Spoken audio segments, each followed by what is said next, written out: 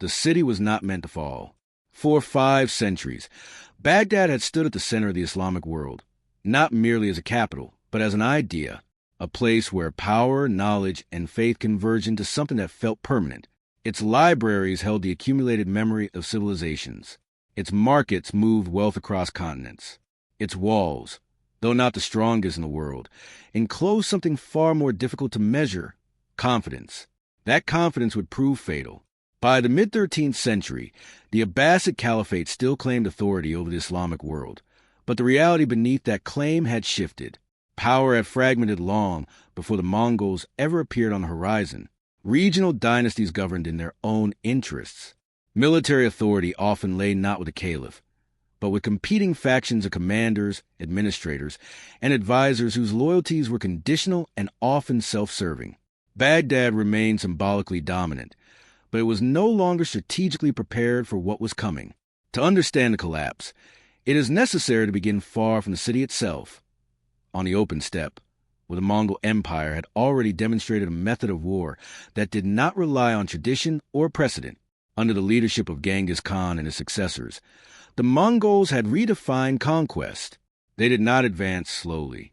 They did not negotiate from weakness. And they did not leave enemies capable of recovery. Cities that resisted were not simply defeated. They were erased. By the 1250s, this pattern had become unmistakable. Entire regions, from Central Asia to Persia, had already experienced what happened when resistance met Mongol intent. Intelligence traveled ahead of armies. Survivors carried stories of destruction that seemed disproportionate, almost systematic in its scale. But distance created denial. In Baghdad, those reports were received not as warnings, but as distant catastrophes, events belonging to other lands, other rulers, other mistakes. The Abbasid court under Caliph al-Mustasim did not interpret the Mongol expansion as an immediate existential threat. Instead, it was filtered through a political lens shaped by internal rivalries and overconfidence. There were advisors who understood the danger. Some argued for negotiation, for submission, or at least for strategic preparation. The Mongols had already demonstrated that cities which surrendered could be spared. Tribute, submission, and compliance had preserved lives elsewhere. But such decisions required a willingness to accept diminished authority, a difficult concession for a caliph whose legitimacy was rooted in supremacy, not compromise. Others dismissed the threat entirely. They believed Baghdad's status alone would deter attack, that its religious significance would impose limits even on the Mongols, that diplomacy, or perhaps distance, would prevent confrontation altogether. These assumptions were not supported by evidence, but they aligned with what the court preferred to believe. Between these positions, decisive action dissolved. The Mongols, meanwhile, were not uncertain. Hulagu Khan, grandson of Genghis Khan, had been given a clear directive: extend Mongol control across the remaining Islamic territories and eliminate any power that could challenge imperial authority. This was not a campaign driven by impulse. It was structured, deliberate, and supported by overwhelming logistical preparation. Armies moved with coordination across vast distances. Engineers accompanied them, specialists in siege warfare capable of dismantling even well-fortified cities. Intelligence networks identified political weaknesses before the first soldier arrived. Each campaign built upon the last, refining methods that reduced uncertainty and accelerated outcomes. When Hulagu turned his attention toward Baghdad, the decision had already been made long before the first Mongol scout approached its outskirts. The approach itself was calculated to isolate the city. Rather than advancing directly in a single formation, Mongol forces maneuvered to cut off escape routes and prevent reinforcement. The surrounding regions, already weakened by previous campaigns, offered little resistance. What might once have served as buffer zones had already been neutralized. Baghdad was not immediately attacked. It was surrounded. Inside the city, the reality of the situation began to shift, but not uniformly. Messages from Hulagu reached the caliph, demanding submission. The terms were clear: surrender, acknowledge Mongol authority, and the city might be spared. Refusal, by implication, would result in consequences already demonstrated elsewhere. The court hesitated. This hesitation was not simply indecision. It was the product of conflicting pressures. To surrender would preserve life, but undermine the caliph's authority. to resist or preserve legitimacy, if successful, but risk total destruction if not. The problem was not that the Abbasid leadership failed to understand the stakes. It was that they misjudged the probability of each outcome. Military preparation, when it finally began in earnest, was incomplete. Baghdad's defensive forces were not insignificant, but they lacked cohesion. Command structures were divided. Coordination between units was inconsistent. Supplies were not organized for a prolonged siege. The assumption had never been that Baghdad would need to endure isolation against a force of the scale.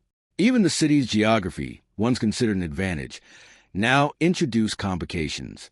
The Tigris River divided Baghdad, creating both opportunity and vulnerability. Bridges connected its halves, but these could become choke points.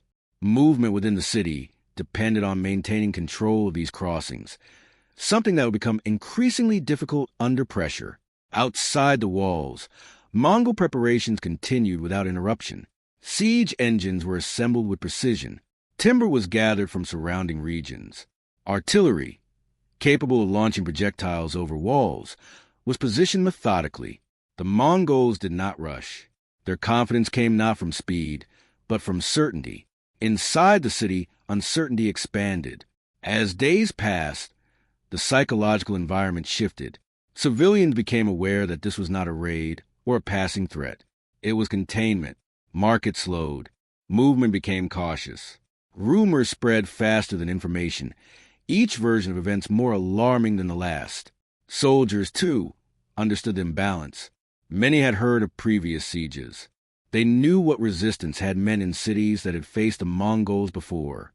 The expectation was not a conventional battle, but of something more final. This awareness did not immediately break morale, but it altered it.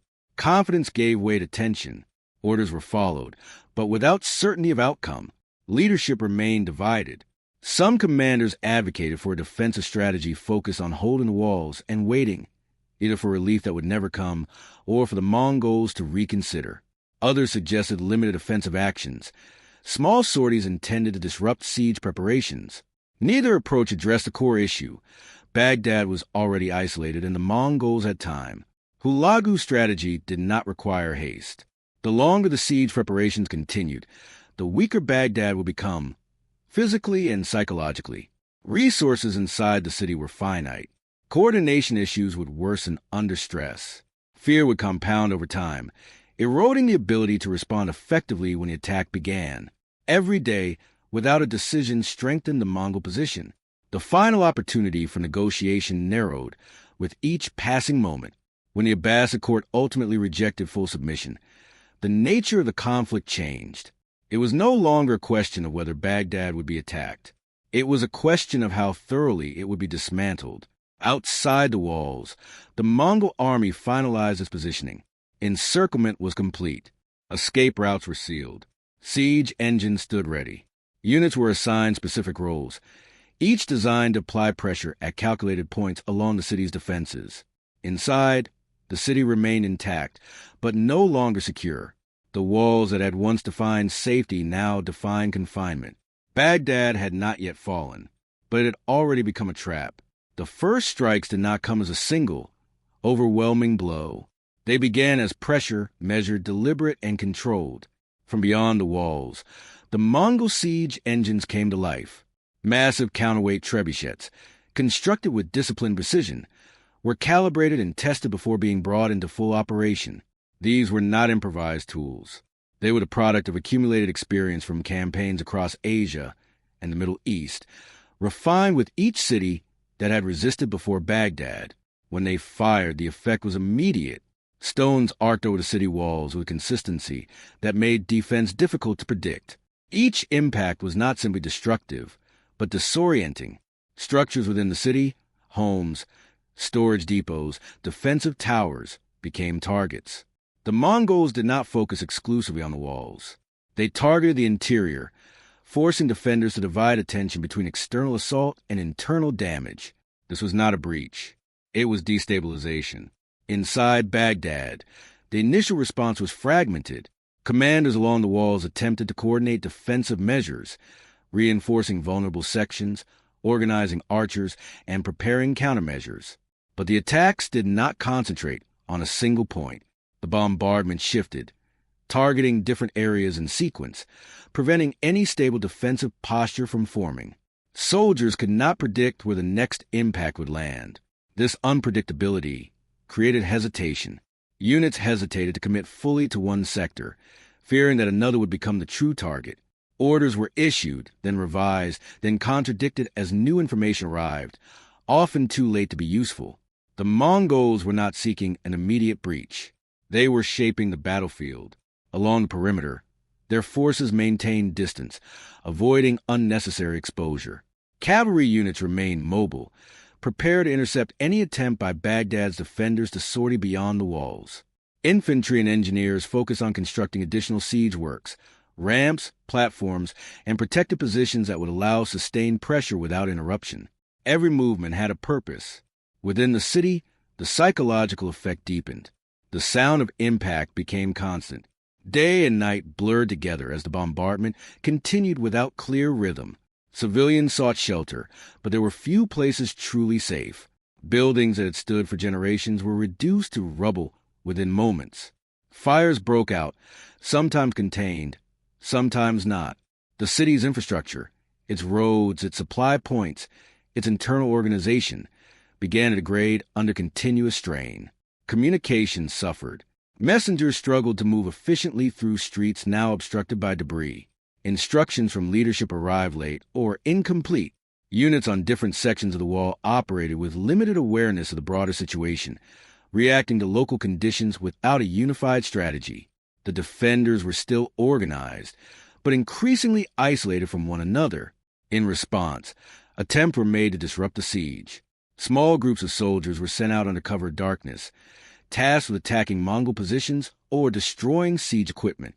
These sorties were limited in scale and often lacked coordination. Some achieved minor successes, damaging equipment or inflicting casualties. But most were anticipated. The Mongols had prepared for them. Outer defensive lines were established beyond the immediate range of the city's walls. Patrols monitored movement continuously. When Baghdad soldiers emerged, they encountered resistance not from a disorganized camp, but from a structured perimeter designed to absorb and neutralize such efforts. Few returned. Each failed sortie reduced not only the city's defensive capability, but its morale. Soldiers understood that these attempts were unlikely to alter the outcome, yet they were ordered nonetheless. Compliance did not eliminate doubt. It reinforced it. Inside the Abbasid court, pressure intensified. Reports arrived detailing damage, casualties, and the deteriorating condition of the defenses. Advisors who had once argued for resistance now faced the consequences of that decision. Some renewed calls for negotiation, suggesting that terms might still be possible. Others insisted that any sign of weakness would only accelerate destruction. There was no consensus. Leadership remained reactive rather than strategic, responding to events as they unfolded, rather than shaping them. The window for decisive action had narrowed to the point where each option carried immediate and irreversible consequences. Outside the walls, Hulagu's command structure remained stable. Orders were executed with clarity. Units operated within defined roles. Communication flowed efficiently across the siege lines. The Mongol army did not experience the same internal friction as Baghdad's defenders. Their objective was singular, and their methods were already proven. As the bombardment continued, attention shifted toward specific sections of the wall. Engineers identified structural weaknesses, areas where repeated impact had begun to compromise integrity. These points became focal targets. Siege engines concentrated fire, not randomly, but with increasing precision. Each strike built upon the last, gradually eroding defenses that could not be repaired under continuous assault. Defenders attempted to reinforce these areas. Materials were brought forward. Laborers worked under threat, repairing damage as quickly as possible. But the pace of destruction exceeded the pace of repair. Every reinforcement was temporary, each effort undone within hours by renewed bombardment. The walls still stood, but they were no longer reliable. At the same time, the Mongols extended their control beyond the immediate battlefield. The Tigris River, one of the lifelines for the city, became a vulnerability. Control of crossings and surrounding waterways allowed the Mongols to restrict movement and limit access to resources. Boats that might have been used for escape or resupply were either captured or rendered unusable. Baghdad was not only surrounded, it was contained in every direction. Inside, resources began to strain. Food supplies, though not immediately exhausted, were not organized for a prolonged siege. Distribution became uneven. Some areas of the city retained access, while others experienced shortages. This imbalance created tension among civilians and between civilians and soldiers. Discipline was maintained, but under increasing pressure. Water remained available through the river, but access points were exposed and dangerous. Movement toward them required coordination that was difficult to sustain under constant threat. Each basic necessity, food, water, shelter, required effort that had not been anticipated at this scale. The city's population, once a source of strength, now contributed to its vulnerability. Crowded conditions complicated movement and communication. Panic, though not universal, began to surface in isolated incidents. Small disruptions that signaled a broader shift in collective stability. The defenders faced a growing dilemma. To maintain order within the city, they needed to allocate forces away from the walls. But doing so weakened their ability to respond to siege. Every decision required trade-offs, and each trade-off reduced their overall capacity to manage the situation. Meanwhile, the Mongols introduced a new phase of pressure. Projectiles were no longer limited to stone. Accounts from the siege described the use of incendiary materials, objects designed not only to damage structures, but to spread fire. These attacks targeted densely built areas within the city, where flames could move quickly from one structure to another. Fire became another front. Efforts to contain it diverted resources and attention. Water that might have been used for survival was redirected toward suppression. Smoke reduced visibility, complicating both defense and coordination. The physical damage was significant, but the psychological effect was greater. The city was no longer a controlled environment. It was becoming unpredictable, unstable. Under these conditions, the Mongols maintained their pace.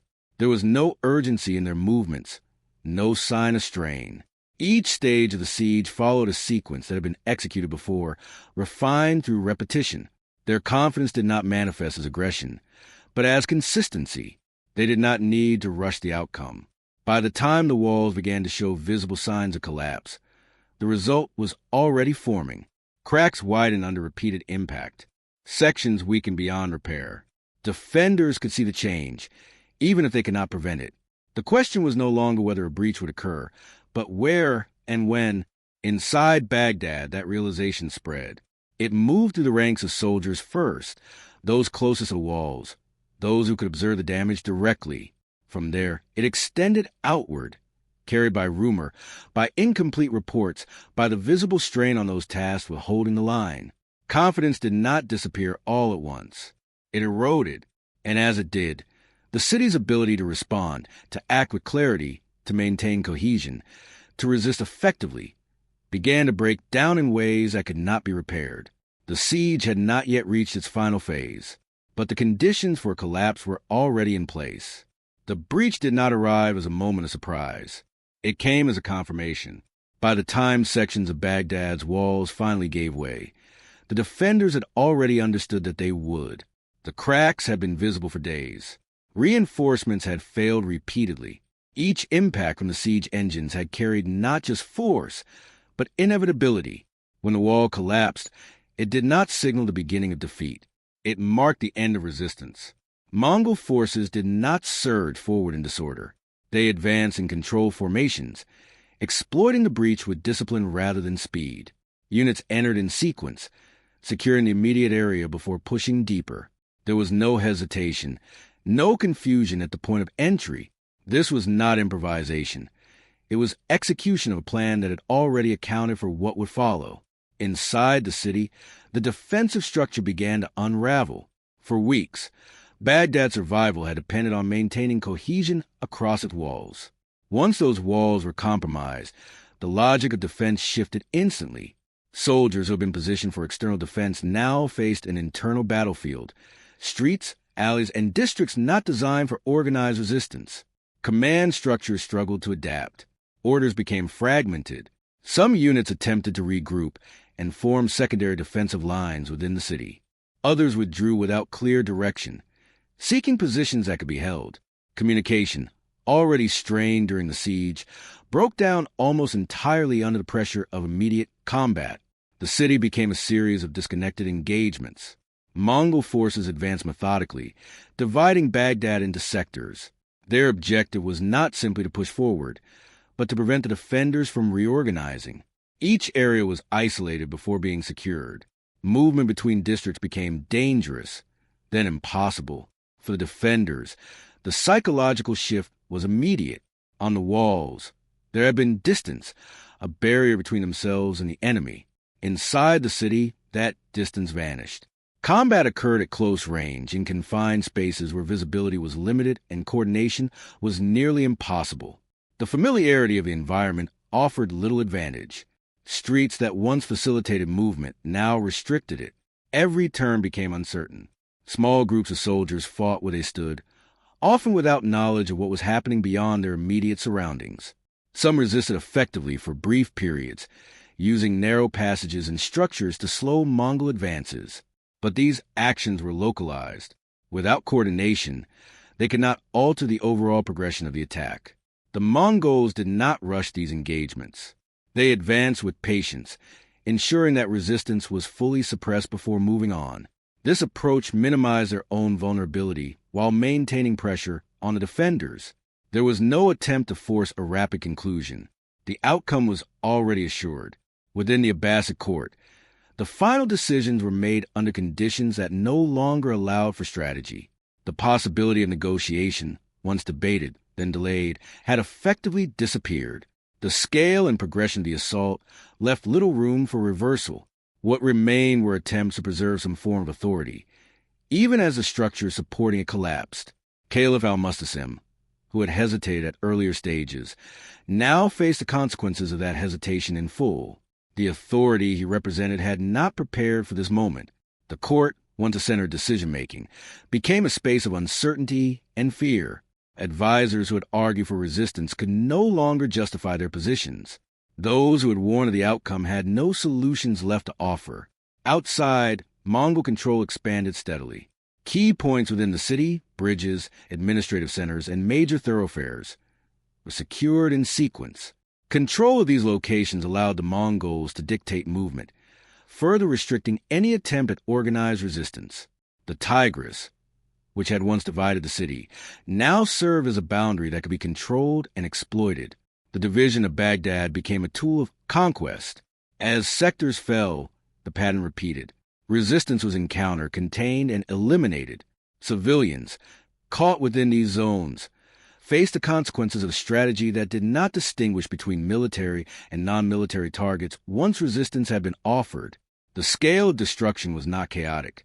It was systematic. Buildings were destroyed not randomly, but as part of a process that ensured no defensive position could be reused. Areas were cleared methodically, leaving little opportunity for regrouping. The city's physical structure, its density, its complexity, was turned against itself, transformed into an environment that facilitated isolation rather than protection. For those within Baghdad, time lost its structure. The sequence of events, breach, entry, collapse, occurred rapidly, but the experience within the city was disorienting. Without clear information, individuals relied on immediate perception. Sounds of combat moved unpredictably. Fires spread in multiple directions. Familiar landmarks disappeared under damage and smoke. Survival became localized. Groups acted based on immediate necessity rather than coordinated intent. Some attempted to flee, only to find routes blocked or controlled. Others sought shelter, uncertain whether it would offer protection or become a trap. The absence of reliable information intensified the sense of dislocation. For the remaining defenders, the realization was complete. This was no longer a battle that could be influenced by courage, discipline, or tactical adjustment. Those factors had already been eroded during the siege.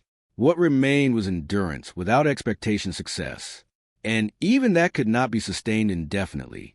As Mongol forces consolidated control, the final phase unfolded. The Caliph was captured, His capture did not represent negotiation or compromise. It marked the formal end of Abbasid authority within Baghdad.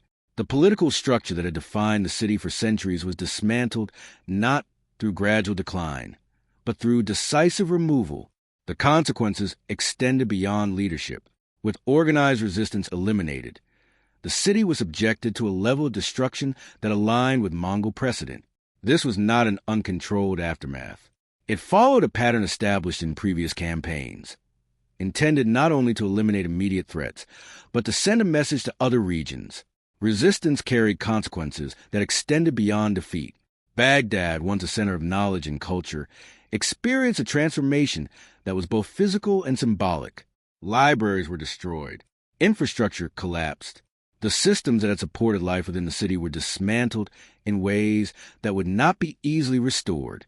The House of Wisdom, long associated with intellectual activity, did not survive. Its loss represented more than the destruction of a building. It signaled the interruption of a tradition of scholarship that had connected generations. The knowledge it contained was not simply removed.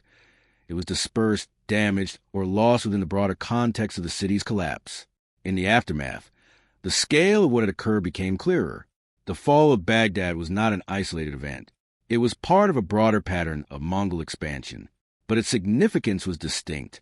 Unlike other cities, Baghdad carried symbolic weight that extended across the Islamic world. Its destruction altered perceptions, not only of Mongol power, but the vulnerability of established centers of authority. The assumption of permanence had been challenged. For contemporaries, the event forced a reassessment of what could be protected and how. Political structures that had relied on tradition and symbolic authority were now measured against a different standard, one defined by adaptability, coordination, and preparedness.